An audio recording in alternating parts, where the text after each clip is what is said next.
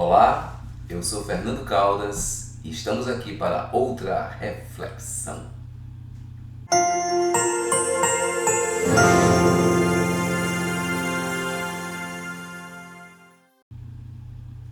Eu estava pensando há pouco sobre um conceito que permeia mais de um século a humanidade, que é o conceito de ego.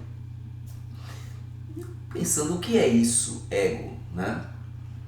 Alguns, e aí a tradição mística, né, e de alguma psicologia, alguns dizem que ego é uma espécie de elemento que possui o sujeito, quer dizer, não é a integridade do sujeito, mas é uma característica que o sujeito traz, que faz perceber o mundo de uma forma solipsista, ou seja, faz a pessoa se compreender como o centro do mundo. Então, tudo que acontece no entorno dela é para ela, né?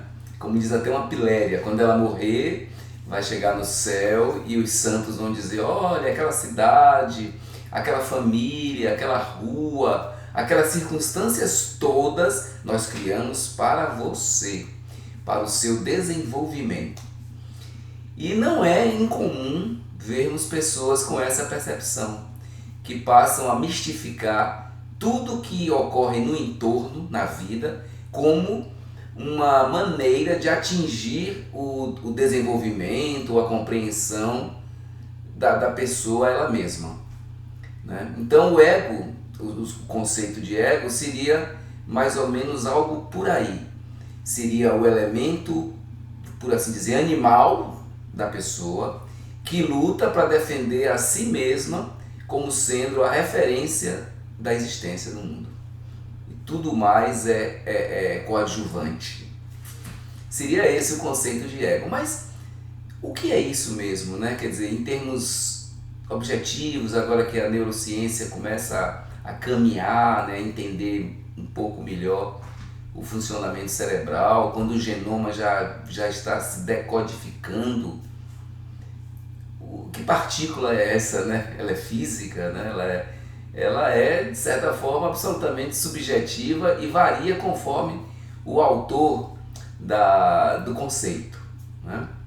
Mas normalmente o ego é usado para isso, para diferenciar esse sujeito animal que defende a si mesmo e que percebe o mundo e as outras pessoas como, de fato, segunda pessoas, terceiras pessoas, para diferenciar isso de algum aspecto sutil que o sujeito traz, que é mais do que isso, que é cooperativo, que é fraternal.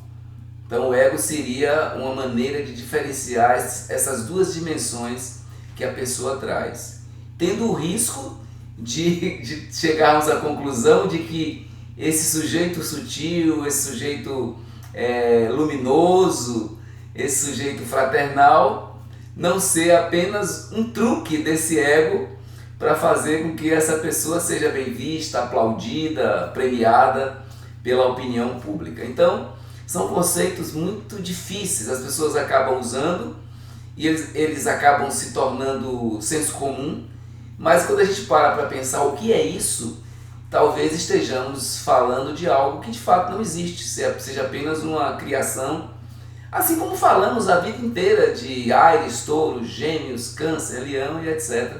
Como a astrologia também virou lugar comum e as pessoas discutem seriamente características.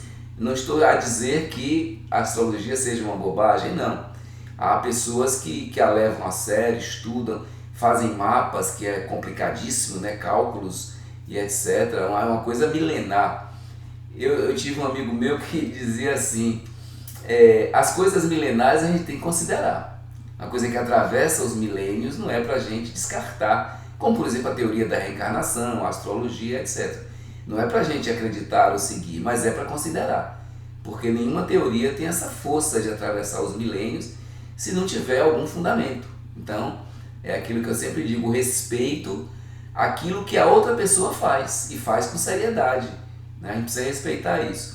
Mas eu usei o exemplo da astrologia apenas para dizer que alguns conceitos entram no senso comum, as pessoas começam a dizê-los, sem que a própria pessoa que diz entenda direito o que está dizendo. Mas esse preâmbulo é para falar do amor, que é outro conceito complexo e que tem a ver com essa interpretação de ego, né? Dizem que Freud falou eu, né? O ego é mais uma tradição esotérica, gnóstica que usa, né? Para fazer esse recorte entre a parte sublime do sujeito e a parte grosseira. Então o ego seria a parte grosseira, seria o animal, aquele que busca todas as vantagens para si mesmo. Porque existe a fagocitose simbólica.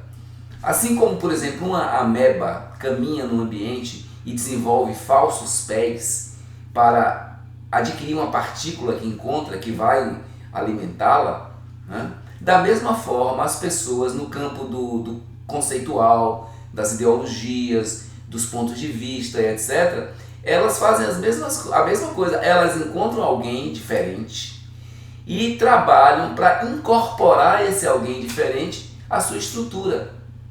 As relações afetivas, que é o que nós vamos falar um pouco hoje, é uma primeira parte, porque amor é longo. As relações afetivas são exemplo disso também. Normalmente as pessoas se apaixonam, se interessam por alguém que é muito diferente, mas o processo todo, e aí independente de gênero, parece ser uma regra da condição humana, do ego, o tempo todo essa pessoa vai trabalhar para incorporar esse outro sujeito a si mesmo. E aí o que é que acontece? Algumas pessoas fazem um truque, entendem isso e fazem um truque, fingem que foram incorporadas e continuam em segredo sendo quem são, porque não tem como você perder a condição de ser quem você é. Porque quando você se modifica, que é um processo volitivo, vem de você para você mesmo, você continua sendo quem você é. Não há como deixar de ser. Então esse desejo de incorporar o outro é uma das características do amor, não é? Então o amor está muito ligado a isso. Então, como eu ia dizendo, o ego seria essa pulsão do animal que quer tudo para si mesmo, versus uma pulsão da luz, que se traria também um lado altruístico em si, um lado que não tem preocupação com tempo e espaço, que não se incomoda com a finitude da vida, com as afecções da vida, com as injustiças da vida e do mundo. Não é que não se incomoda no sentido de sentir as coisas, mas é como se soubesse que tudo isso é contingência, é circunstância, que não diz respeito à essência das coisas propriamente. Então, para esses teóricos que instituem a figura simbólica do ego, né, também existe a figura simbólica da luz, que contrapõe ao ego. Mas isso são conceitos que estão, como eu disse, no nosso imaginário social e que não se para pensar neles, né? Mas vamos ao amor. O amor, eu vou começar a falar a partir de um conceito, de um neologismo que eu criei, que é a palavra amorosamento. Eu criei a palavra amorosamente, escrevi um livro que brevemente será lançado, escrevi um livro numa linguagem para jovens, né?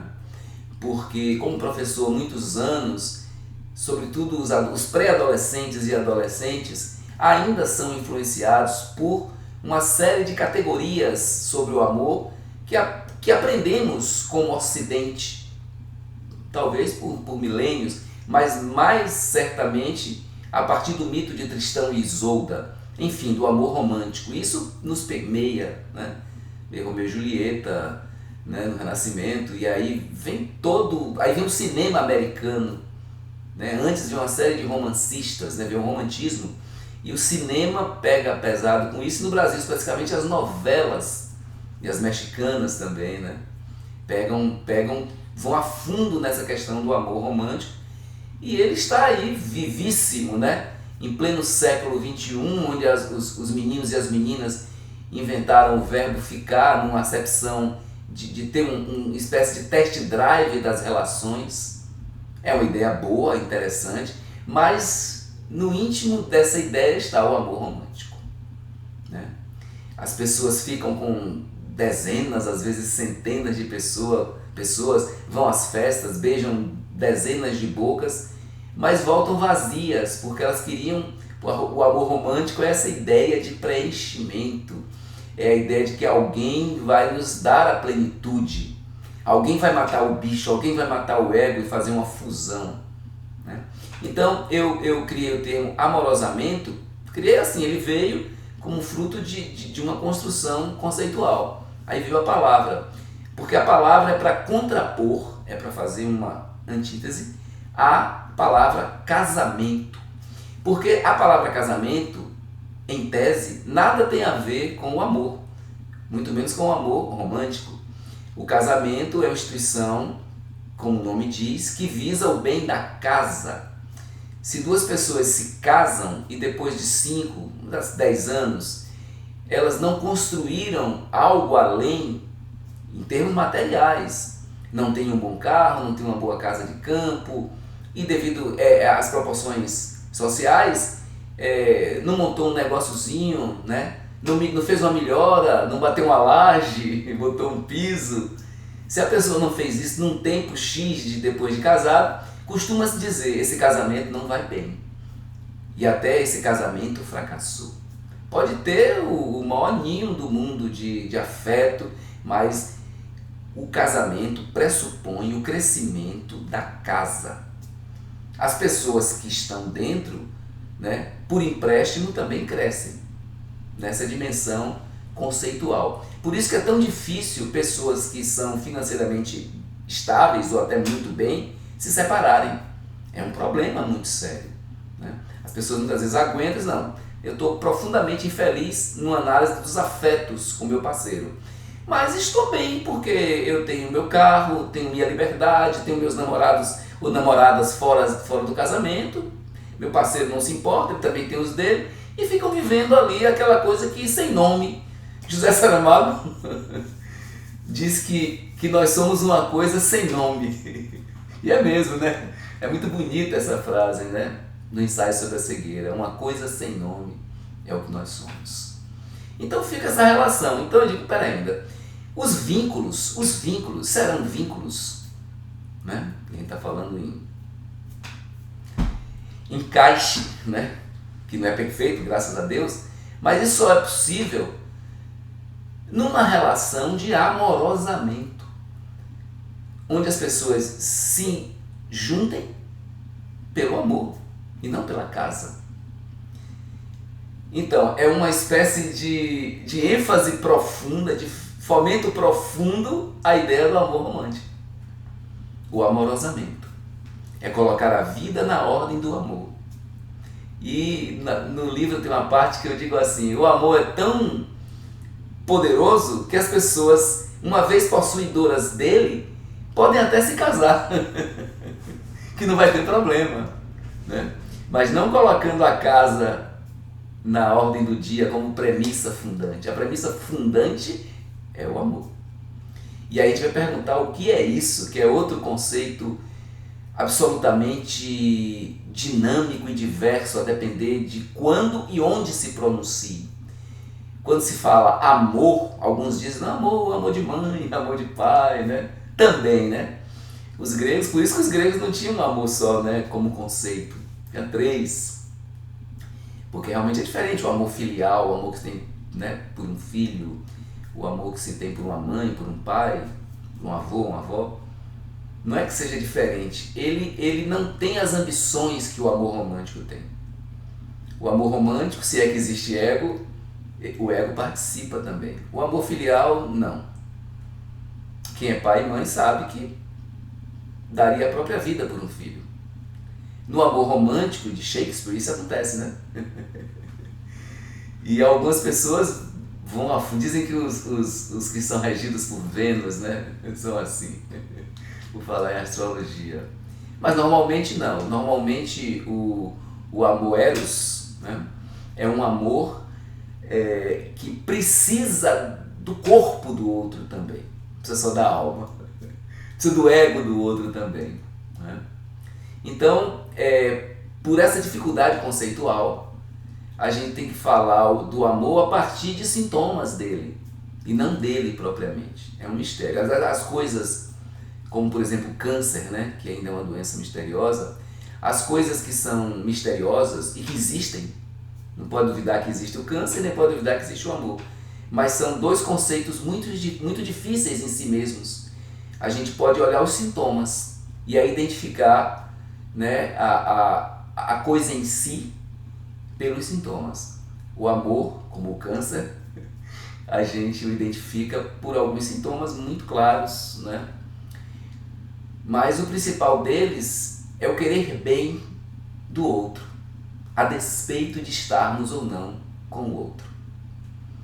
Eu acho que esse é um bom sintoma.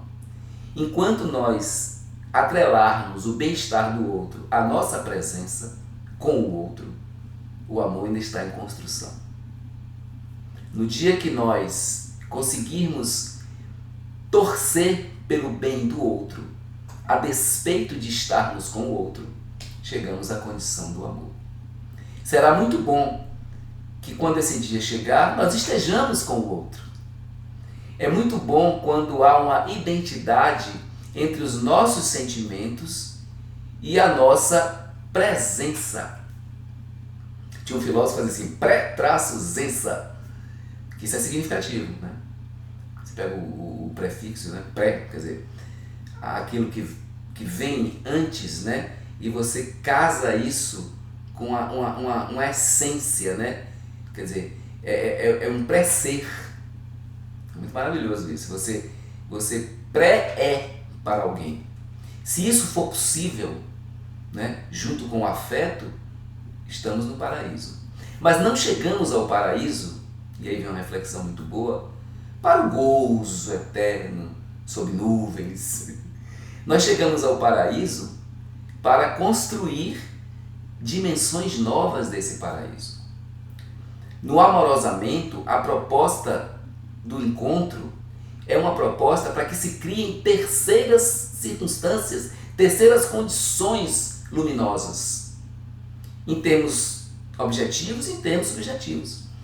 Em termos subjetivos, para que esse afeto que é pleno, né, que vem recheado de paixão e de razão, tem que ter também, né, em termos subjetivos, isso gera uma onda concêntrica, né, e uma relação centrífuga de muitas energias boas que perpassam o ambiente. Quando você encontra duas pessoas que estão se amando, elas quase que projetam um coração de luz saindo delas. Se aquilo pudesse durar para sempre. E talvez a fórmula daquilo durar para sempre seja os dois construírem coisas luminosas. E aí vamos para um lado também que é factual, que é concreto. O que seria construir coisas luminosas? É pegar esse amor e fazer uma interseção, porque o amor se dá na interseção. Lembra da matemática básica lá, do conjunto A, conjunto B, e quando você faz o A inter B, você faz uma interseção entre os dois conjuntos. O amor se dá ali. O conjunto A continua livre e imenso. O conjunto B continua livre e imenso. Mas na interseção, os dois constroem uma terceira coisa, que em termos materiais podem ser os filhos, não necessariamente, porque esses filhos também podem ser simbólicos. Esses dois podem construir uma editora de livros, podem construir um abrigo para animais de rua, eles podem construir um projeto arqueológico, cultural, de maneira geral, artístico, econômico, jurídico. Mas essa terceira coisa, em termos material, que é fruto da primeira coisa ou da segunda coisa em termos subjetivos, essa coisa ela é fruto do amor. Há grandes casais na humanidade, falei José Saramago em Pilar. Saramago dizia, conheci Pilar, eu tinha 63 anos, o que uma pessoa de 63 anos espera mais em termos afetivos? E se encontram visitando a sepultura de Fernando Pessoa. É uma cena por si mesma absolutamente bela, né? e vivem um amor intenso, e ele teve uma vida maior depois de Pilar em todos os sentidos, inclusive de duração, né? Jorge Amado e Zélia Gattai, uma história muito bonita. Salvador Dalí e Gala. Então esses amores, esses encontros, eles sempre geraram terceiras coisas. Eles não se encerraram a si mesmos. Não foram os dois viver numa toca longe da luz. Ao contrário, eles produziram a própria luz, porque o amor é um produtor de luz. Talvez o único, né? Se há um Deus, ele é amor. Se desdobra em luz, né? Se materializa em luz. Então o amorosamento é uma proposta de que esse outro que aparecer em sua vida se vincule com você na ordem do amor. Parece um truísmo, né? Parece uma coisa tão óbvia, mas não é na prática. Na prática, as pessoas que têm condição financeira boa, elas ainda atraem. Ou as pessoas que têm uma estrutura física considerada boa, também atraem. Então, o belo corpo e o belo carro, né? A bela casa, a bela conta bancária, ainda são responsáveis, em boa parte, pelas relações. E uma relação dessa está fadada à experiência, ao crescimento pela experiência, à dor, nossa velha companheira. Mas não tem muitas esperanças numa relação dessa no âmbito luminoso. Mas são experiências, são necessidades existenciais. Como dizer para uma pessoa que nesse momento tem 20 anos e planeja ser rica, no primeiro plano, que ela está equivocada? Ela não está equivocada. Ela está no caminho dela. Embora a gente saiba o desdobramento de tudo isso. A gente saiba que, como diz uma antiga canção, no mesmo instante, numa mesma cidade que há uma moça sonhando em ter uma condição de vida, tem um velho morrendo que teve essa condição de vida e não foi feliz. Mas esse é um mito humano. O amor, essa palavra sem significado absoluto, que conhecemos pelos sintomas, ele tem como outro sintoma a transformação. Quem mergulha, quem toma do filtro do amor, obrigatoriamente se transforma. Então, se alguém se transformou, saiba que ele bebeu do filtro, que ele acessou o amor. É um acesso, é uma senha, é um password. Quem consegue entra em um mundo inimaginável e se perde completamente e torna-se louco, como diz lá o poeta médio oriental. Torna-se louco, e as pessoas dizem enlouqueceu, e toda uma ordem de códigos morais, sociais são apontadas para essa pessoa e ela é proscrita socialmente. O amor tem esse poder também, é outro sintoma dele. Quem o encontra, quem acessa a sua senha, quem cruza os seus portais, torna-se proscrito.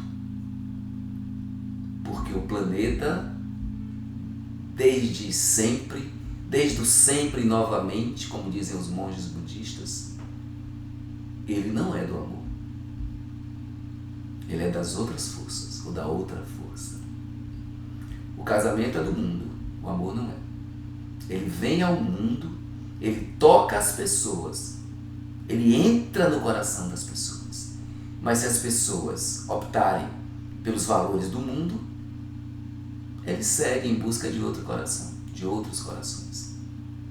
Porque ele é uma força cósmica que nos permeia, mas não nos pertence, embora nos tome quando nós aceitamos. Falaremos mais sobre o amor adiante. É isso. Muito obrigado por essa audiência nessa outra reflexão. Fiquem em paz.